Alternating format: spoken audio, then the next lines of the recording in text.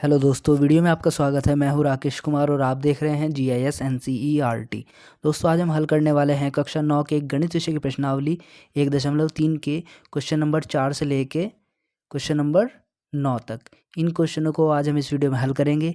बाकी इससे पहले जो मैंने वीडियो बनाई है उसमें मैंने इस प्रश्नावली के क्वेश्चन नंबर 1 से लेके क्वेश्चन नंबर 3 तक इन क्वेश्चनों को हल करके बताया है। अगर आपने अभी तक वह वीडियो नहीं देखी है तो ऊपर आई बटन पर आपको उस वीडियो का लिंक मिल जाएगा। आप लिंक पर क्लिक करके इस वीडियो को देख सकते हैं। ठीक है, तो चलिए फिलहाल आज की वीडियो को शुरू करते हैं। ये देखिए, यह है प्रश्नावली का चौथा क्वेश्चन और इसमें कहा गया है 0.999 डैश को P/Q के रूप में व्यक्त कीजिए। क्या आप अपने उत्तर से आश्चर्यचकित हैं? अपने अध्यापक और कक्षा के सहयोगियों के साथ उत्तर की सार्थकता पर चर्चा कीजिए। ठीक है, तो चलिए इसका आंसर भी देखते हैं। ये देखिए, ये है प्रश्नावली के चौथे क्वेश्चन का आंसर। इस क्वेश्चन में कहा गया है कि ये 0.99 डैश हमें दिया है ये, और इसको हमें P/Q के रूप में लिख के दिखाना है। ठीक है, तो चलिए इसका सॉल्यूशन देखते हैं। सबसे पहले हमें क्या करना है, इसको मान लेना है x के बराबर। ठीक है, 0.9999 डैश, इसको समीकरण नंबर 1 बनानी है इस तरीके से। ठीक है, फिर क्या करना है, दोनों पक्षों में 10 से गुणा करने पर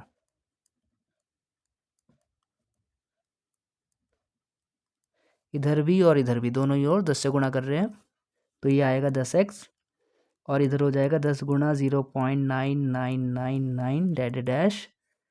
ये तो ऐसे रहेगा 10x, इनके गुणा करेंगे तो हो जाएगा ये 9.9999 डैश। ठीक है, फिर 10x ऐसे रहेगा, इसको मैं इस फॉर्म में लिख सकता हूँ 9 + 0.999 डैश। ठीक है, इनको जोड़ेंगे तो यही हो जाएगा, तो इस फॉर्म में मैंने लिख लिया है। 10x ऐसे रहेगा, 9 ऐसे रहेगा, इसको मैं x लिख सकता हूँ यहाँ से। ठीक है, लिख देंगे समीकरण 1 से, इसको x हम कह सकते हैं समीकरण 1 से। ठीक है, 10x ऐसे रहा, ये x इधर प्लस में है, इधर लेके आओगे माइनस में हो जाएगा, बराबर 9 ऐसे ही रहेगा। 10x में से एक x गया तो बचेगा 9x, इधर बचेगा 9, हमें x निकालना है तो x ऐसे रहेगा, ये 9 ऐसे रहेगा, ये यहाँ पे गुणा में है, इधर आएगा डिवाइड में इस तरीके से, तो डिवाइड हो जाएगा, 9 से 9 बचेगा 1। तो देखिए, जो 0.9999 था ये 1 बन गया, और ये 1 क्या होता है, एक परिमेय संख्या होती है जो कि P/Q के रूप में होती है। ठीक है, क्योंकि आप 1 को 1/1 भी लिख सकते हो। ठीक है, ऐसे भी लिख सकते हैं, तो ये P/Q के रूप में हमारा आंसर आ गया है। ठीक है, अब देखते हैं इसका पाँचवा क्वेश्चन।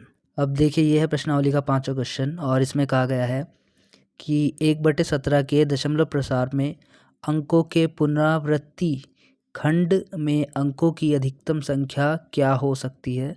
अपने उत्तर की जांच करने के लिए विभाजन क्रिया कीजिए। तो चलिए इसका आंसर भी देखते हैं। अब देखिए, यह है पाँचवें क्वेश्चन का आंसर। इस क्वेश्चन में कहा गया है कि एक को अगर हम 17 से भाग देंगे तो जब हम इसको डिवाइड करेंगे तो डिवाइड करते करते अधिकतम कितनी संख्या आएगी पॉइंट के बाद, ये पूछा गया है। ठीक है, तो मैं इसको डिवाइड तो करके नहीं बता रहा हूँ, डिवाइड आप खुद कर सकते हो, मैं बता रहा हूँ सीधा कि इसमें आंसर क्या आएगा। ठीक है, तो जब आप एक को 17 से डिवाइड करोगे तो आएगा 0.058823529411767। तो ये नंबर आएगा पॉइंट के बाद। ठीक है, ऐसा नहीं है कि यहाँ पे आके रुक जाएगा, इसके बाद फिर से रिपीट होगा, फिर से यही चीज़ चलेंगी। ठीक है, तो मैक्सिमम ये अधिकतम 16 है यहाँ पर, आप इनको काउंट कर सकते हो, 1 2 3 4 5 6 7 8 9 10 11 12 13 14 15 16। तो ये 16 अंकों तक चलेगा पॉइंट के बाद। इन 16 अंकों के बाद फिर से यही रिपीट होना शुरू हो जाएगा, 0 5 8 8। ठीक है, तो इस प्रकार से ये क्वेश्चन हमें करना है, ये चीज़ हमें बतानी है। अब सीधा सीधा यहाँ पे आप आंसर में लिख सकते हो कि अधिकतम संख्या 16 है। तो ये पूछा था कि पॉइंट के बाद कितने अंकों तक चलेगा वो, तो अधिकतम संख्या 16 है। 16 के बाद वो फिर से रिपीट होना शुरू हो जाएगा। ठीक है, तो इस प्रकार से करना है। अब देखते हैं इसका छठा क्वेश्चन। अब देखिए, यह है प्रश्नावली का छठा क्वेश्चन और इसमें कहा गया है कि P/Q Q=0 के रूप की परिमेय संख्याओं के अनेक उदाहरण लीजिए जहाँ P और Q पूर्णांक है जिनका एक के अतिरिक्त अन्य कोई उभयनिष्ठ गुणनखंड नहीं है। और जिसका शांत दशमलव निरूपण प्रसार है, क्या आप यह अनुमान लगा सकते हैं कि Q को कौन सा गुण अवश्य संतुष्ट करना चाहिए? ठीक है, तो चलिए इसका आंसर भी देखते हैं। ये देखिए छठे क्वेश्चन का आंसर है।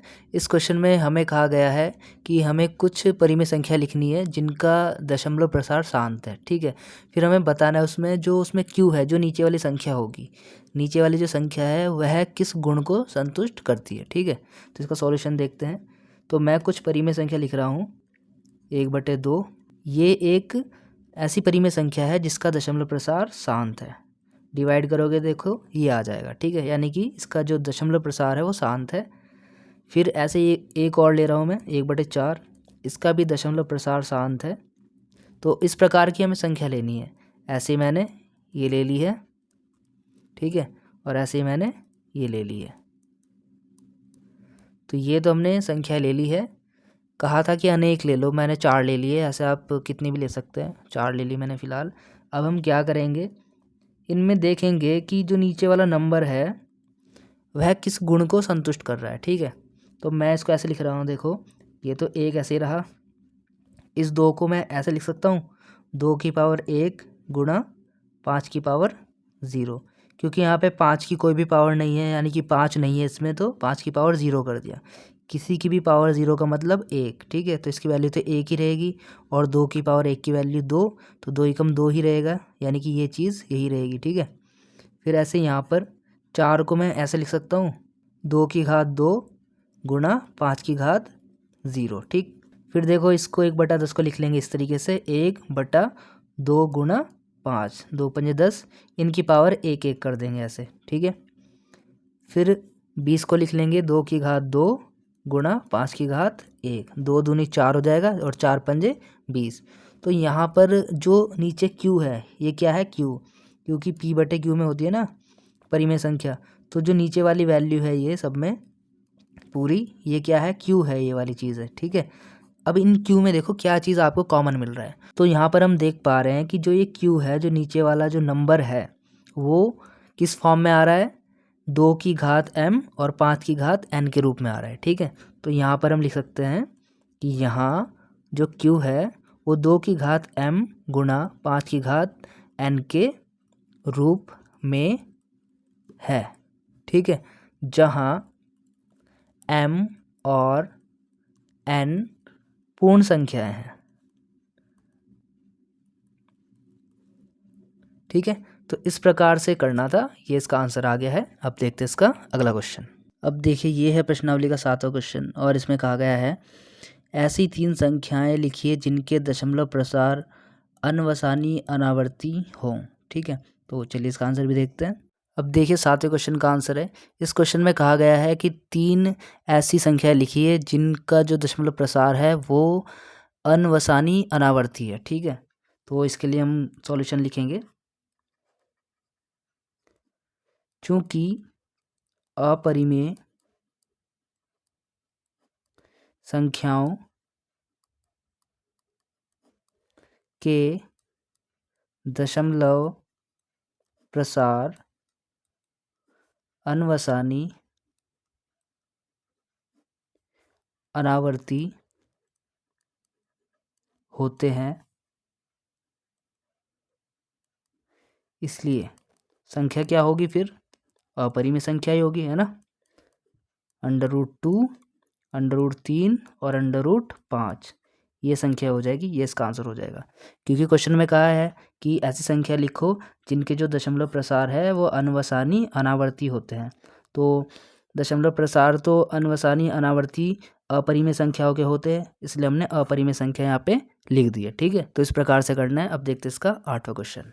अब देखिए यह है प्रश्नावली का 8वां क्वेश्चन, और इसमें कहा गया है परिमेय संख्याओं 5/7 और 9/11 के बीच की 3 अलग अलग अपरिमेय संख्याएं ज्ञात कीजिए।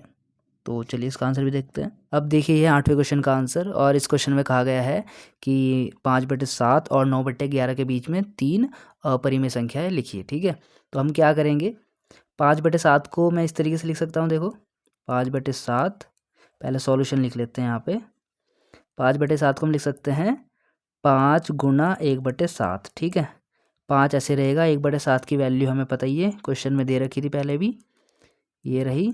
और यहाँ पे बार आएगा, गुना कर लेंगे तो आएगा 0.714285, बार लगा देंगे।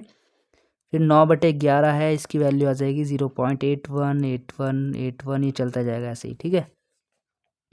तो ये तो आगे इनकी वैल्यूज़। अब हमें क्या करना है, इनके बीच में 3 अपरिमेय संख्या हमें ढूंढनी है। तो बहुत ही आसान है, देखो यहाँ पे लिखा हुआ है 71, तो हम देख सकते हैं एक 72 इस तरीके से, है ना। तो पहले लिख लेते हैं यहाँ पे कि अतः दोनों संख्याओं के बीच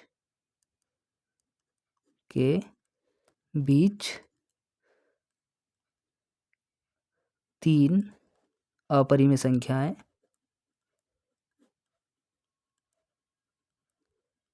निम्न है, ठीक है। तो नीचे मैं लिख रहा हूँ इसकी अपरिमेय संख्या जो है वो यहाँ पे देख लेंगे हम, ठीक है। तो पहली जो अपरिमेय संख्या लिख रहा हूँ, मैं लिख रहा हूँ 0.72, ठीक है। 71 है ये, तो इसके बाद क्या हो सकता है 72, फिर मैंने यहाँ पे लिख दिया 5 6 3 1 3, कुछ भी ले सकते हैं, ठीक। एक तो ये हो गई। दूसरी मैं लिख सकता हूँ 0.75, देखो 0.71 72 73 74 75 और देखो 81, तो इन दोनों के बीच के ही नंबर मैं ले रहा हूँ, 71 और 81 के बीच के, ठीक है। अब मैंने लिखा है यहाँ पे 0.75, यहाँ पे आप अपनी इच्छा से कुछ भी नंबर लिख सकते हो, ठीक है, कुछ भी लिख सकते हो, ठीक। फिर है 0.78 ले लो, 77 ले लो, कुछ भी ले लो, और यहाँ पे भी आप अपने हिसाब से कोई भी नंबर सेट कर सकते हो, ठीक। तो ये इसलिए अपरिमेय है क्योंकि हमें यहाँ पे पता नहीं कौन सा नंबर आ सकता है, ठीक है। इसमें रिपीट भी नहीं होता है इस तरीके से, अगर रिपीट होता भी है तो एक पैटर्न की फॉर्म में रिपीट होता है, ठीक है। तो या तो आप ये लिख लो, या फिर एक तरीका और बता रहा हूँ, आप इस तरीके से लिख सकते हो पैटर्न की फॉर्म में 0.721011101111, इस तरीके से बढ़ता जाएगा, देखो, ठीक है। पैटर्न की फॉर्म में लिख दो, तो ये भी अपरिमेय संख्या कहलाएंगी और ये भी अपरिमेय संख्या कहलाएंगी, ठीक है। फिर 0.75 को आप ऐसे लिख दो 3 2 3 3, फिर 2 3 3 3, फिर 2, ऐसे करके। तो एक पैटर्न बनाओ इस तरीके का, ठीक है, जो अलग अलग उसमें आता रहे, ठीक है। फिर है 0.77, फिर 5 0 5 0 0 5, फिर 0 0 0 5, ठीक है। तो ऐसे अगली बारी में 4 0 हो जाएंगे। तो ये सब अपरिमेय संख्या है, या तो ये लिख लो आप या ये लिख लो, इन दोनों के बीच की, इसकी और इसके बीच की संख्याएं हैं, ठीक है। इन तीनों में से कोई भी ले सकते हो आप, चाहे तो ये तीनों लिख लो, चाहे ये तीनों लिख लो, आंसर सही है, ठीक है। तो इस प्रकार से करना है। अब देखते हैं इसका 9वां क्वेश्चन। अब देखिए ये प्रश्नावली का 9वां क्वेश्चन और ये इस प्रश्नावली का आखिरी क्वेश्चन भी है। इसमें कहा गया है कि बताइए निम्नलिखित संख्याओं में कौन कौन सी संख्याएं परिमेय हैं और कौन कौन सी संख्याएं अपरिमेय हैं, ठीक है। तो चलिए इसका आंसर भी देखते हैं। अब देखिए ये है 9वें क्वेश्चन का आंसर। इसमें पूछ लिया कि बताओ ये किस प्रकार की संख्या है, परिमेय है या अपरिमेय है, ठीक है। तो 23 देखेंगे हम रूट में, √23 एक अपरिमेय संख्या है, ठीक है। तो इसमें लिख लेंगे अपरिमेय संख्या। फिर दूसरी संख्या है √225, √225 को हम 15 लिख सकते हैं, इसका वर्गमूल अगर हम निकालेंगे तो 15 आएगा, जो कि एक परिमेय संख्या है, ठीक है। ये हो गई परिमेय संख्या। अब ये जो संख्या है 0.3796, ये भी एक परिमेय संख्या है क्योंकि ये दशमलव के बाद रुक जा रही है, आगे ये नहीं चल रही है, डैश डैश नहीं है, इसलिए ये परिमेय संख्या है। यानी कि हम ये कह सकते हैं इसका दशमलव प्रसार शांत है, तो ये परिमेय है। फिर ये जो संख्या है यहाँ पे आप देखोगे 7.478478, ये डैश डैश डैश चलती जा रही है, ना ही यहाँ पर कोई पैटर्न आ रहा है, तो ये अपरिमेय संख्या है, ठीक है। फिर है 5th पॉइंट, ये देखेंगे आप 1.0100100001 डैश डैश, यहाँ पे पैटर्न आ रहा है, लेकिन पैटर्न ऐसा है जो कि सेम नहीं है। जैसे यहाँ पे 0 के बाद 1 है, फिर एक 0 के बाद 1 होना चाहिए था, ऐसा नहीं है। यहाँ पे 2 0 हो गई, फिर 3 0 हो गई, तो इस प्रकार की संख्याएं भी अपरिमेय संख्या कहलाती है। तो हमने लिख दिया यहाँ पे अपरिमेय संख्या और ये इसका आंसर हो गया, ठीक है। तो दोस्तों आज की वीडियो में बस इतना ही, बाकी की जो प्रश्नावली है वो हम करेंगे अगली वीडियो में। तब तक के लिए आप इस वीडियो को देखिए, बताइए आपको वीडियो कैसी लगी। अगर वीडियो अच्छी लगी तो वीडियो को लाइक कर देना, अपने दोस्तों में शेयर करना, कमेंट भी करके बताना वीडियो आपको कैसी लगी है। और अगर आप इस चैनल पर नए हो तो चैनल को सब्सक्राइब करना मत भूलना, क्योंकि मैं आगे ऐसी एजुकेशनल वीडियो आप सभी के लिए लेकर आता रहूँगा। ठीक है, तो मिलता है आपसे अगली वीडियो में, तब तक के लिए bye, take care, thanks for watching.